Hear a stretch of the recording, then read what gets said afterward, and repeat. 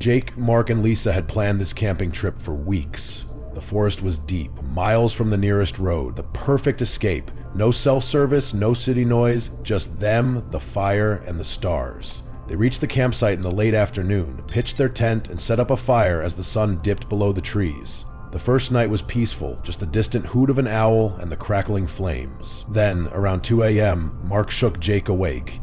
"Do you hear that?" he whispered. Jake listened. At first, just the rustling of leaves, but then footsteps. Slow, deliberate, circling the tent. Lisa stirred. "What's going on?" Mark put a finger to his lips. The footsteps stopped. A long silence followed. Then, a whisper, too faint to make out the words, but unmistakable. Lisa sat up. "Hello?" she called softly. Nothing. They waited, barely breathing. After a few tense minutes, the forest returned to silence. Probably an animal, they told themselves. Maybe the wind playing tricks. Eventually, they fell back asleep. Morning brought a chilling discovery. Around their tent, in the soft dirt, footprints. Human, barefoot. Someone had circled them. Liz let out a shaky breath.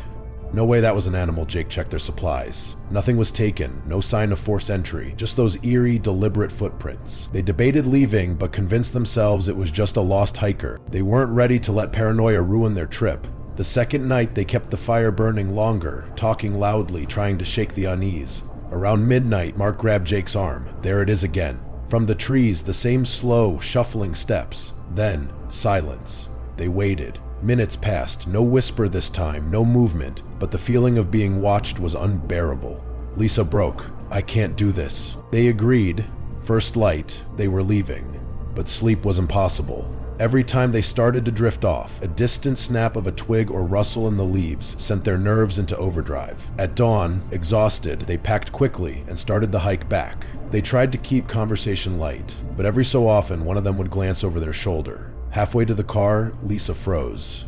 "Guys," she pointed to a tree about 20 feet away, scratched into the bark in jagged letters. "Don't speak to him. Don't look. Just leave." The blood drained from Jake's face. Then, snap! A twig just behind them. They turned. A man stood at the tree line, barefoot, motionless. Filthy, gaunt, sunken eyes locked on them, watching.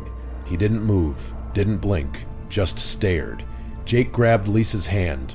"Walk. Now." They didn't run. Somehow that felt worse. They just walked, resisting the urge to look back. The footsteps followed, shuffling, slow, matching their pace. The car was in sight, 50 feet, 30, 10. They sprinted the last stretch, jumped in, locked the doors. Jake fumbled with the keys, hands shaking. The engine roared to life, and as they sped off, Mark dared one last glance. The man stood in the middle of the dirt road, still watching.